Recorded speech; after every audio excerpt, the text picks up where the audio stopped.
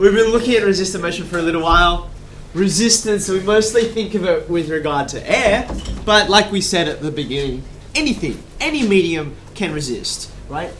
If you think about it this way as well, by the way, we connected this idea of inertia of an object. You know, if it's moving, it wants to keep on doing that, or if it's still, it wants to keep on doing that, right? Well, when you think about, you know, this medium that you're in, so there's all of this stuff around, which, as we said, has its own inertia. If you want to think about it another way, not just like a common experience, when this object, right, that's moving, if it's moving at a certain rate, right, the faster it moves, the more quickly it encounters all of this other stuff, right? So if you want to picture it like this, like there's one big guy, right, and all of these little guys.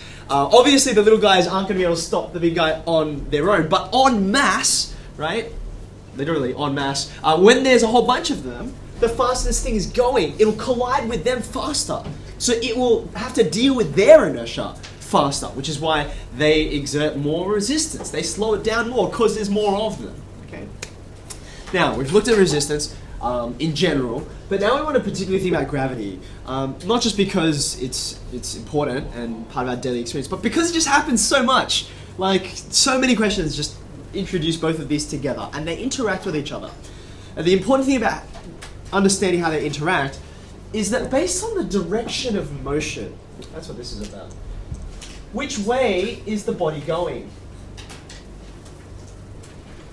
Based on the direction of motion of the object, resistance and gravity will interact in different ways, okay? So it's helpful, therefore, to consider them as two separate cases so you don't get them too mixed up, okay? Now, that being said, you don't have to consider them as two separate cases. It's a little bit like this. Do you remember when we did that example of, we had to work out the total distance of like some object, it got, there was some force that accelerated it, and then it went at constant speed, and then a force slowed it down. Do you remember that? So we had something like this. From memory, okay? Now, the way I approached it was I broke it up into three parts. 1, 2, 3. And then we said, okay, you know, from here to here, 2 seconds, 2 to 7, 7 to whatever, okay? But you don't have to consider it that way, okay? For instance, you can consider each part of the journey as its own thing, as its own case, as it were, right? And you can say, well, I'll make that the origin of case 1, I'll make this the origin of case 2, and I'll make this the origin of case 3, okay? Now, you can do either. You can do either, right? The numbers will end up more or less the same. However, like, why would you choose one versus the other? Why might it be interesting or useful to us to keep on redefining the origin? Can anyone think of reasons why that might be useful to us?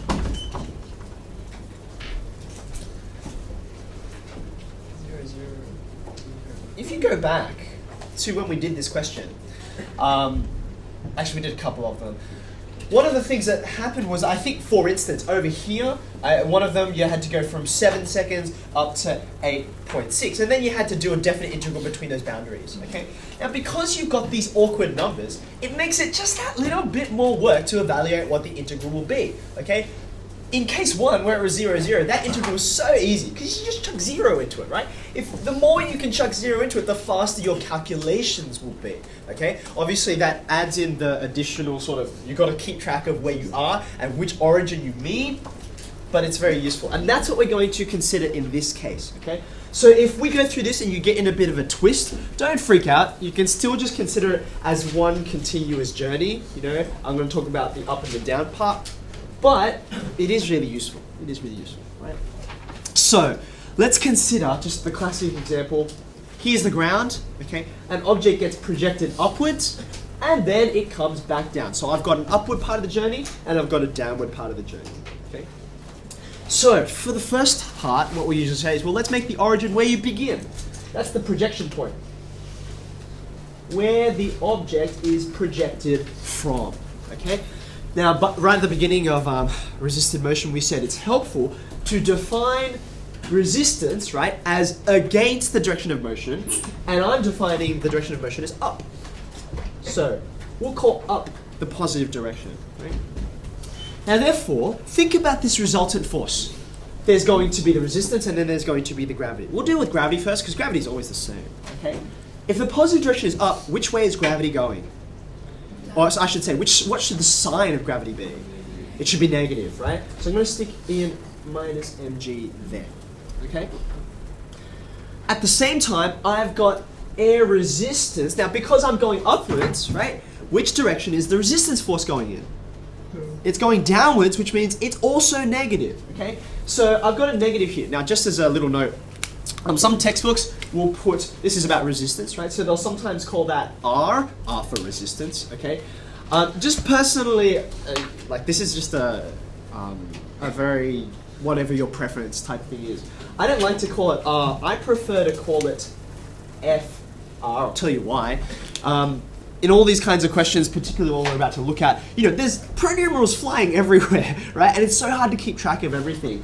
I like to see this because it reminds me that this is a force, and it's the force that comes from resistance. So that's just the way my brain works. If you're like, I just want less letters, go ahead and call it R, whatever you like. So this might be KV, or MKV, or KV squared. You get the idea. It'll vary depending on the question. Okay, now, I'm going to get to an acceleration equation here. So I've got MA over here, that's what the force is, right? Minus mg minus that force, okay? So if I wanted just acceleration, just x double dot, okay? What that is both of these are negative. Both are negative. So I'm going to slap a minus sign out the front. Then you've got the force due to gravity. I'm dividing my mass. And then you've got the force due to resistance. Okay, so far so good? So there's an acceleration equation. Let's have a look at the downward part of the journey now, okay? So we've gotten all the way up to here, right? And then velocity equals 0, and then we start to fall back down. We redefine the origin, okay? We make this the origin. That's my highest point, okay? Because I'm probably going to work out, I want to work out how far I've gone, so I'm going to increment from 0 to whatever, okay? So we call this the highest point in the journey. Okay. Now that my direction of motion is downward, I'm going to make that the positive direction so that my resistance is opposing that. Okay. So I've got down now as the positive direction. Okay. Now let's replay this. Gravity. I've redefined the direction. So what sign should gravity have? It should be positive. So we mg. Okay. Now, because resistance always opposes the direction of motion, it always opposes. This is going to be minus FR again, okay? So I guess if you were considering, you know, this example before, if you wanted to consider this all as one journey, don't redefine the origin, instead of having the resistance being negative both times, you'd have the gravity being negative both times, because it'd be down and down. Okay. All right, so you've got MA over here. So now my acceleration equation, when I divide by mass, I don't have a, they're not both negative. Okay, so I'm just going to call this G minus this. Okay, so just before we leave this and have a look at an example, let me make a couple of notes. Have a look at this, right? See this situation? Both gravity and resistance are both pulling the object downward. Okay, they're both acting in this direction. Okay. So therefore, if you wanted to overcome this, right, you would need some other kind of force. Something in here, right, that was really, really positive in order to overcome both of those, okay? Now, this is what we do when objects try and escape from the pull of gravity, right? So you see these enormous rockets, and they're huge rockets for two reasons. Number one, you've got to overcome this enormous force, right? So you need a really powerful engine. But really powerful engines burn a lot of fuel, right? So you're like, okay, I'll put fuel on, but that's a problem. Because the more fuel you've got, the more mass you've got. So then this force gets even bigger. So, you know, like, whatever percentage, this enormous rocket full of fuel is what's driving, you know, like a tiny satellite or a tiny space shuttle to get it off the ground, okay? To get it to escape velocity, right? So that's what you would do in this situation. You'd need an enormous amount of thrust to overcome these forces and the mass that you're going to have because you have to burn a lot of fuel. Okay. Secondly, have a look at this situation. Now that we're going downwards, okay? I've got this picture where it's like, well, I'm going to hit the ground, aren't I? Of course, eventually you'll hit the ground. But imagine you are very, very far away from the ground, okay? So here you are, down here. Okay, so you got this object that's plummeting down, okay? Now have a look particularly at this line in here I think is probably the best example. Have a look at it, okay? Now because in this downward part of the journey, gravity and resistance are now fighting each other, okay? They're opposing each other. At some point you can see, right? It'll get faster and faster and faster and faster, but eventually this will become equal to this, right? The air resistance will equal to the gravitational force, okay? Because it's not going to get faster and faster forever, right? It's not going to fall and I'm just going to keep on accelerating. Eventually, these two will be equal, okay? Now consider, what happens when, I'll do it here. When the air resistance is equal to the gravitational force, what happens?